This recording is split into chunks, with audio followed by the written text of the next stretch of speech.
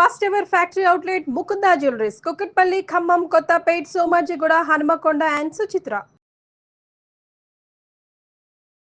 నమస్కారం, welcome to Suman TV. నేను గీతాంజలి. ప్రస్తుతం మనతో పాటు ఇస్కాన్ నుంచి ప్రణవానంద ప్రభుజీ ఉన్నారండి. ప్రభుజీ గురించి ప్రత్యేకంగా చెప్పాలా, వారు చెప్పేటువంటి మాటలు ప్రత్యేకంగా కృష్ణ భగవానుడు గురించి, అలాగే వారి లీలల గురించి కావచ్చు, ప్రత్యేకించి కొన్ని లైఫ్ లెసన్స్ అనేవి చాలా మందిని వాళ్ళ జీవితంలో డౌన్ అయిపోయినటువంటి సిచ్యువేషన్స్ నుంచి బయటికి రాగలిగాము, అక్కడి నుంచి మేము బయటపడ్డాము అని చెప్పారు. అలాగే ప్రతి అంశం పైన మనకు అర్థమయ్యే రీతిలో వివరిస్తూ ఉంటారు. ఇందులో భాగంగా వారి గురించి తెలుసుకోవాలి, వారి దినచర్య ఏంటనేది కొంతమంది ప్రశ్నలు అడిగారు కామెంట్స్ రూపంలో. అలాగే మీరు ఏవైతే ప్రభుజీ గారి గురించి తెలుసుకోవాలి, వారి మాటల్లో విందామని అడిగారో అవే ఇవాళ ఇంటర్వ్యూలో మనం మాట్లాడబోతున్నాం. ఇంకా ఆలస్యం చేయకుండా ప్రారంభిద్దాం. హరే కృష్ణ ప్రభుజీ. హరే కృష్ణ. తులసి పూజ గురించి చాలా మంది సందేహం అడిగారండి. అసలు తులసి పూజ ఎలా చేయాలి, ఎందుకు చేయాలి తులసిని, అసలు అంటే ఒక మొక్కనలా మొక్కడం ఏంటి అనేది ఒక ప్రశ్న అయితే, వీటికంటూ ప్రత్యేకంగా సమయం ఉంటుందా, తులసి అమ్మవారిని అసలు ఎలా కొలుచుకోవాలి, అమ్మవారిగా ఎందుకు పూజిస్తున్నాం, ఇవి ప్రశ్నలు. వృందాయై తులసీదేవ్యై ప్రియాయై కేశవశ్య చ విష్ణు భక్తి ప్రదే దేవి సత్యవతే నమో నమః. ఇది తులసీదేవి యొక్క మంత్రం.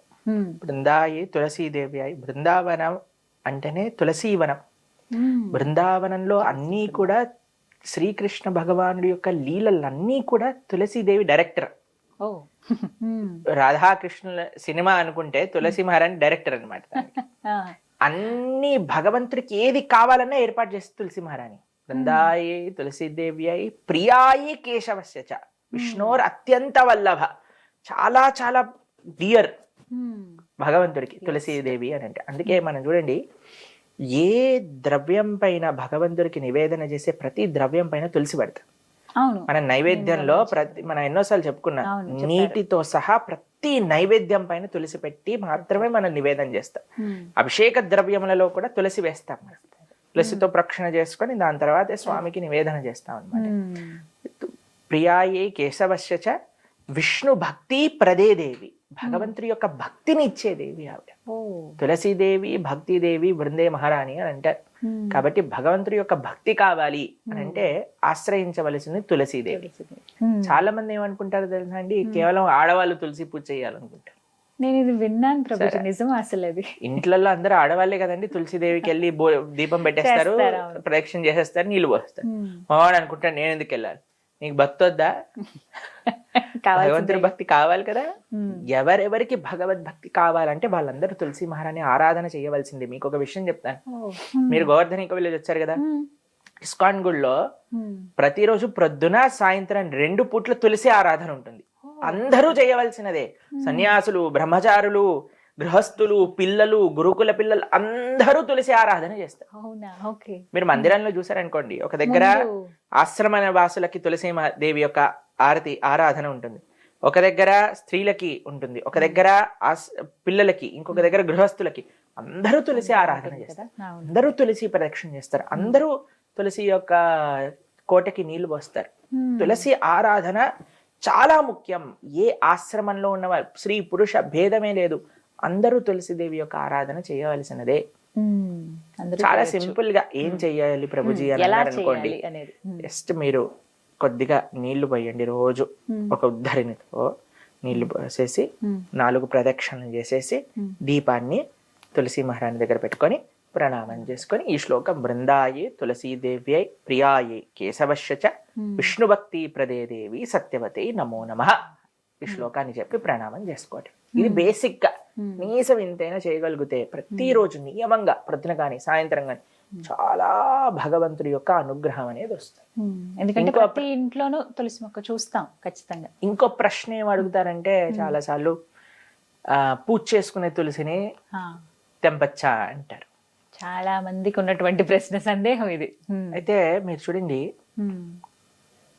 మీరు చెట్టును పెంచుతున్నారు అనుకోండి, ఒక పువ్వు చెట్టు పెంచడానికి ప్రయోజనం ఏంటి? ఆ పూలు తీసుకొని స్వామికి మాలగా చేసుకొని సమర్పణ చేయడం. తులసీదేవి దగ్గర ఉండే స్పెషాలిటీ ఏంటంటే, ఆవిడ ఆల్రెడీ ఒక స్పిరిచువల్ పర్సనాలిటీ తులసీదేవి. మనకి ఏమనిపిస్తుందంటే, అరే తులసీదేవిని తెంపవచ్చా? కానీ మీరు చూడండి, తులసీదేవి యొక్క అస్తిత్వమే కృష్ణుడి యొక్క సేవ చేయటం కోసమే ఆవిడ అవతరించింది. ఎవరి యొక్క అస్తిత్వం కృష్ణుడి యొక్క సేవ చేయటమో ఆవిడ్ని కృష్ణుడికి సమర్పించటంలో ఏం ప్రాబ్లం లేదు కదండి. అంటే పూజించే దగ్గర వస్తుందండి చాలా మంది. ఇప్పుడు రెండు పూజ చేయొచ్చు. ఆవిడికి పూజ ఎందుకోసం చేస్తున్నాం? మనకి కృష్ణుడి యొక్క సేవ కావాలని చేస్తున్నాం. కానీ ఆవిడ్ని కృష్ణుడి యొక్క సేవలో పెట్టడమే కదా ముఖ్యమైన విషయం. ఏంటంటే పూజించే వాటిని తెంపొచ్చు అంటారు బ్రహ్మాండంగా. ఎందుకంటే తులసీదేవి యొక్క స్వరూపమే కృష్ణుడి యొక్క సేవ చేసుకోవటం కోసం. కానీ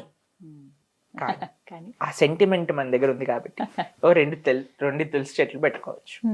ఒక తులసి చెట్టుకి ఆరాధన చేసుకోండి, ఇంకో తులసి చెట్టుకి ఆ పత్రములను స్వీకరించి ఆ దళములను స్వీకరించి భగవంతుడి యొక్క ఆరాధనకి ఉపయోగించుకోండి.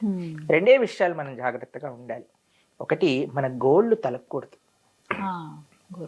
మనం తులసీదేవిని ఇలా వేళ్ల మధ్యలో పట్టుకొని తెంపాలి. రెండు, ద్వాదశి రోజు తులసి దళములను తెంపకూడదు. ఖచ్చితంగా నియమం.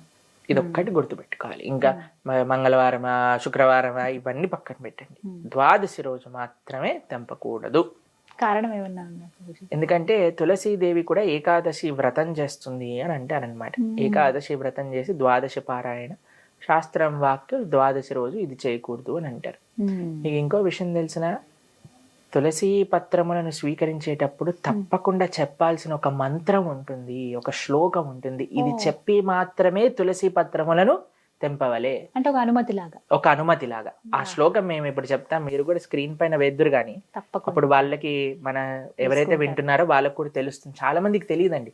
మేము అనుకున్నా అందరికి తెలిసేమో అని, కానీ చాలా మందికి ఈ విషయం తెలియదు. తీసేయటం ఇక్కడ వరకు తెలుసు కానీ ఇలా తెంపే స్టీలల్లో కూడా వేసుకునే వాళ్ళు ఉన్నారు. కానీ తులసీదేవి యొక్క అస్తిత్వం భగవంతుడి యొక్క సేవ చేసే కోసం, ఆ సేవ కోసం తీసుకునే ముందు మనం ఒక శ్లోకం చదవాలి. ఆ శ్లోకం ఏంటో మేము చెప్తాము, ఒకసారి దాన్ని మీరు స్క్రీన్ పైన వేసి చెప్తారు. కానీ తులస్యా అమృత జన్మాసి సదాత్వం కేశవ ప్రియ కేశవార్థం చినోమిత్వాం వరదా భవ శోభనే. ఇదే శ్లోకం. ఈ శ్లోకం చెప్పాలి. ఈ శ్లోకాన్ని చెప్పుకోవాలి. ఈ శ్లోకం యొక్క అర్థం ఏంటి అంటే, తులసి అమృత జన్మాసి. తులసి, నువ్వు అమృత జన్మ నీది, అంటే అమృత తుల్యమైన స్వరూపము నీది. సదాత్వం కేశవ ప్రియ, ఎప్పుడు నువ్వు భగవంతుడికి అత్యంత ప్రియమైన. కేశవార్థం చినోమిత్వ, ఆ భగవంతుడి కోసమని నేను తులసి దళములను తెంపుతున్నాము. వరదా భవ శోభనే, నువ్వు ఎప్పుడు ఇలానే శోభిస్తూ ఉండుగాక అని ఆవిడ పర్మిషన్ తీసుకొని ఒకసారి ప్రణామం చేసి అప్పుడు పత్రాలు తీసుకోవాలి. మీకు ఇంకో విషయం చెప్తాను. మనము తులసి పత్రాలు చాలా దగ్గర మేము చూస్తామంటే దళములు తీసేస్తారు, ఫ్రిడ్జ్ లో పెట్టేస్తారు, అవన్నీ పాడైపోతాయి, నీళ్ళు వచ్చేసినట్టుగా అయిపోతాయి. ఇంకో విషయం చెప్తాను, మనం తులసి పత్రములను ఫ్రిడ్జ్ లో దాచి పెట్టుకోవాలి అని అంటే హోల్స్ ఉన్న డబ్బాని యూజ్ చేయాలి. ఎయిర్ సర్క్యులేషన్ ఉండాలి, అటు చలి ఉండాలి, ఇటు ఎయిర్ సర్క్యులేషన్ ఉండాలి. ఎప్పుడైతే అలా పెట్టుకుంటామో అప్పుడు మాత్రమే మనకి అవి ఫ్రెష్ గా ఉంటాయి. ఇంకో విషయం చెప్తాను, కొన్నిసార్లు మనకి సాయంత్రం పూట నివేదన చేయాలనుకోండి, సాయంత్రం పూట తులసిని తెంపకూడదు. మా ఇంట్లో సూర్యాస్తమయం తర్వాత తెంపకూడదు తులసి. అయితే మేము ఏం చేస్తాం అంటే, మన ఇంట్లో కానీ సాంప్రదాయంలో ఉన్న వాళ్ళు కూడా తులసి అలా ఎండిపోయి పడిపోతుంది కదండి, ఎండిపోయి కాదు, ఆకులు అప్పుడప్పుడు కింద పడిపోతుంటాయి, పత్రం కింద పడిపోతుంటాయి. లేదా మనకి ఎప్పుడైతే ఎక్కువగా వచ్చేస్తుందో చక్కగా వాష్ చేసి బడ్డ పైన ఆరబెట్టేసుకొని తడంతా దాన్ని మొత్తం ఎండనివ్వాలి. ఎండిపోయిన తులసి ఉంటుంది కదండి, ఒక డబ్బాలో పెట్టుకోవాలి. ఎప్పుడైనా ఎమర్జెన్సీ వచ్చింది అనుకోండి, మనకి తులసి లేదు, నివేదన చేయాలంటే ఎలా తులసి లేకుండా నివేదన చేయలేము, అప్పుడు ఈ తులసి మాలని వాటి పైన పెట్టుకోవాలి. ఎండిపోయిన వాటిని కూడా పెట్టచ్చు బ్రహ్మాండంగా. తులసి ఏ స్వరూపంలో, ఇప్పుడు తులసి మాల ధరించాం, ఇదేంటి కాండమే కదండి తులసిది, వాటితో చేసినవి. తులసి తులసి పొడి, తీర్థం పొడిలో తులసి ఉంటుంది కాబట్టి ఎలాగైనా సరే మనం తులసిని భగవంతుడికి సమర్పణ చేయాలి. ఇప్పుడు ద్వాదశి రోజు, ఓకే, ఏకాదశి ద్వాదశి రోజు మనకి లేవు, అప్పుడు ఏం చేస్తాం మనం, వెంటనే ఇవి పెట్టేసుకొని చక్కగా నివేదన చేసుకోవచ్చు. కొన్ని ఇళ్లలో తులసి మొక్క అలా జీవం లేనట్టుగా ఎండిపోయినట్టు అవుతుంది, అది చాలా అపవిత్రం. తులసి చాలా కేర్, అంటే ఆ ఇంట్లో ధార్మిక పెరిగిపోతుంది అని. అలా అని భయపడిపోయి ఇప్పుడు మేమేమైపోయి కంగారు పడకండి, తులసి మరాన్ని తెచ్చుకోండి, చక్కగా మంచిగా సారవంతమైన ఇది చేయండి. అప్పుడప్పుడు తెల్లటి పురుగులు వస్తాయి తెలుసా మీకు, ఆకలి వెనకాల. అప్పుడు ఏం చేయాలో తెలుసా, ఇవన్నీ మొత్తం మీకు తులసి మహారాణి పెంచే క్లాస్ ఇస్తున్న గార్డెనింగ్ క్లాస్ అయిపోయింది. ఏం చేయాలంటే నీళ్ళల్లో నీమ్ ఆయిల్ వేయాలి, వేసి స్ప్రే బాటిల్లో వేసి స్ప్రే చేసేసుకోవాలి, బ్రహ్మాండంగా అయిపోతుంది. ఇంకో విషయం, ఎప్పుడైతే వాటికి సీడ్స్ పెరిగిపోతాయి కదా, వాటన్నిటిని జాగ్రత్తగా మనం ఇచ్చేసాం అనుకోండి, అప్పుడు నిండుగా వస్తుంది అనమాట. సీజర్స్ యూజ్ చేయకూడదు ఎప్పుడు తులసిదేవి. ఇంకో విషయం ఏంటంటే చలికాలంలో ఎప్పుడు కవర్ చేసి ఉంచాలి తులసి మహారాణి. ఒక చక్కటి కాటన్ క్లాత్ తోటి దేనితోటైనా మంచిగా ఇలా పెట్టేసాం అనుకోండి, అప్పుడు ఆ చలి యొక్క ప్రభావం ఉండకుండా మనకి. అంటే ఇక్కడ హైదరాబాద్ లో అంత చలి ఉండదు అనుకోండి, మా ఆశ్రమంలో చలి ఎక్కువగా ఉంటుంది. మీరు చలి ఉన్నప్పుడే కదా వచ్చింది మా ఆశ్రమానికి, కరెక్ట్. కాబట్టి అలాంటి సమయంలో కొద్దిగా జాగ్రత్త. మీరు చూసారు కదా ఆశ్రమంలో ఎలా ఒక దాంట్లో లోపల పెట్టి జిప్ వేసి మంచిగా నీట్గా తులసి మహారాణి పెట్టి అలా జాగ్రత్తగా చూసుకోవాలి, కాపాడుకోవాలి మనం.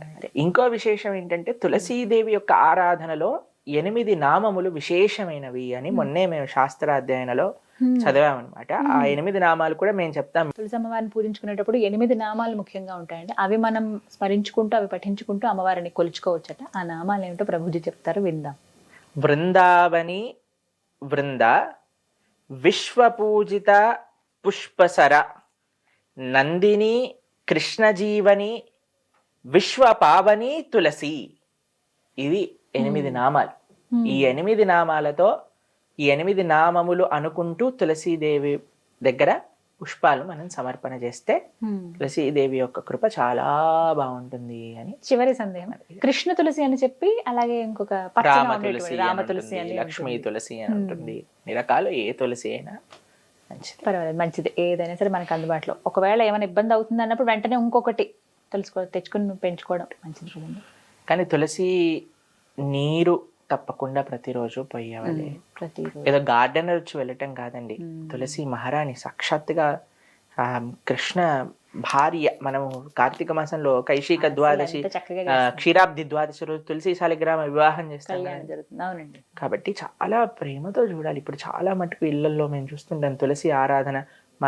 మా సాంప్రదాయంలో తులసి మహారాణికి చీర కట్టి, సరే మీరు ఆలయంలో కూడా కొత్త కొత్త డ్రెస్సులు వేస్తారు తులసి మహారాణికి, ఎంత జాగ్రత్తగా ఉంచుతారు. కాబట్టి చాలా భక్తి. ఆలయంలో భగవంతుడు ఎలానో, మన పూజ రూంలో శ్రీ విగ్రహాలు ఎలానో, తులసి మహారాణి బై డిఫాల్ట్ శ్రీ విగ్రహమే. అంత జాగ్రత్తగా చూసుకోవాలి. చాలా చక్కగా చెప్పారు ప్రభుజీ. హరే కృష్ణ. హరే కృష్ణ.